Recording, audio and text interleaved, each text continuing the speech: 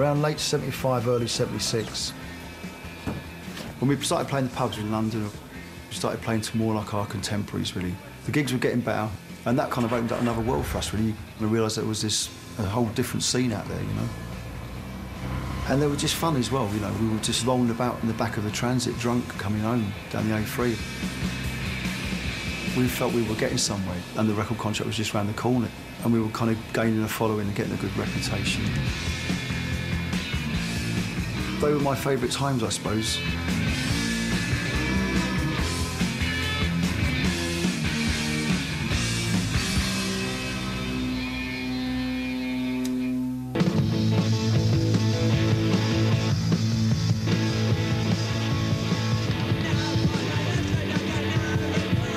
Definitely changed my world seeing the Pistols. I thought it was amazing. But just the attitude as well, you know, you hadn't seen a band with that sort of attitude. I hadn't anyway. And I wanted to be part of all that. I was 17 at the time, and that was kind of like, well, this is it. My generation's wake-up call, I thought. Seeing the Pistols and also the Clash as well, we were writing about unemployment, writing about society, teenagers being bored, you know, I mean, they're just things you could relate to, really. It made me want to try and write about contemporary issues. Early 77, we got signed up to Polydor. It was quite a lot of money for us. We got signed up for £6,000 at the time, but it was still a pittance compared to what most other bands were getting signed for. And then we made our first single, In the City, which came out in April 77. I think it got to like top 40, which was great for us. And then getting on top of the pops and all that stuff, you know, I mean, things I sort of only just dreamt about, really. Making their debut on this week's Top of the Pops, here's The Jam and an effervescent U45 called In the City.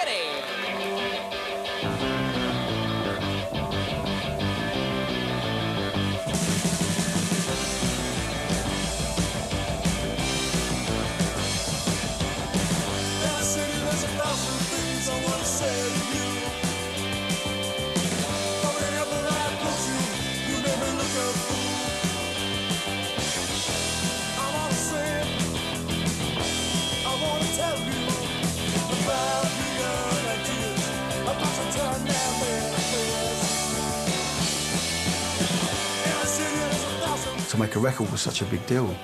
To see this finished thing in your hand, you know, and then to be on national TV was like, wow. So it all happened fairly quickly after that. There was this momentum going on, you know, we were getting more and more people coming to the gigs. We made 2 albums in the first year, 77 as well, which wasn't such a great idea looking back on it. The first album was quite well received, In the City, and then we made another one towards the end of the year, which was patchy to say the least. It bombed and it got bad reviews, and it almost looked like we had it really. And I was losing interest as well with the whole thing. I maybe had 2 songs. I wasn't really coming up with any ideas at all. Because there was a lot of pressure as well, I suppose. I didn't really realise what it entailed. But then when someone says to you, well, you've got to write another album, it's like, well, fucking hell, I haven't really thought about doing that, do you know what I mean? It's taken me 2 years to get this one together.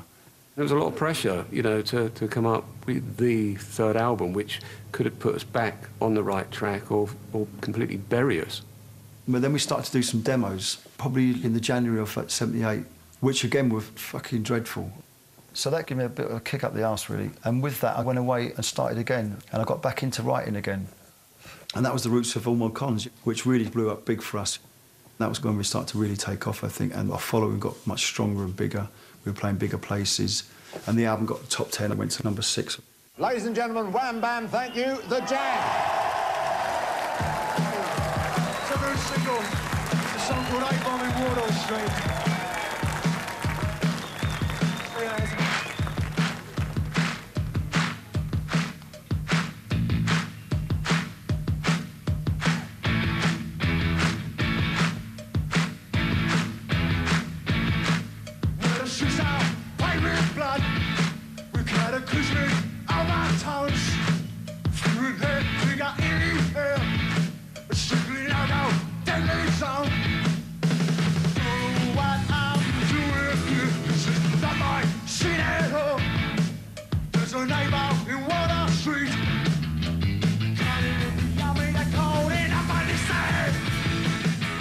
Expectations were coming true.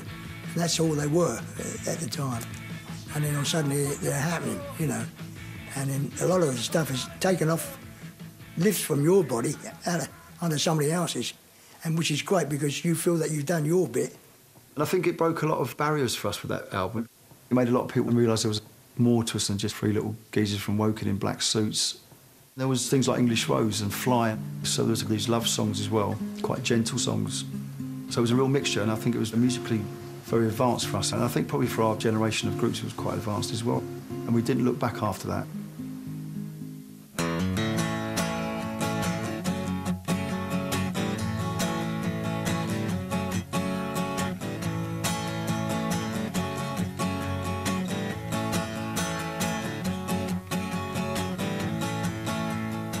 My writing, after all my cons, just got stronger, I feel, because I took it more seriously.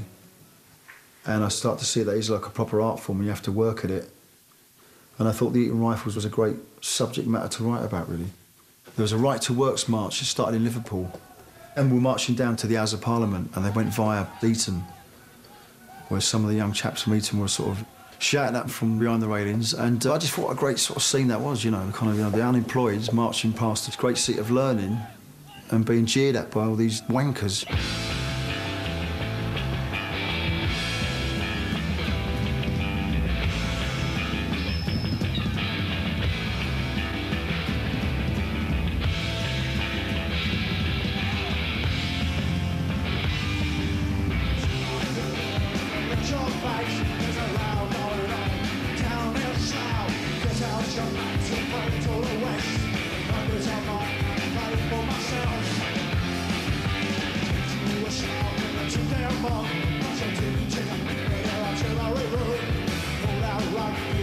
On your chest, the shots of you got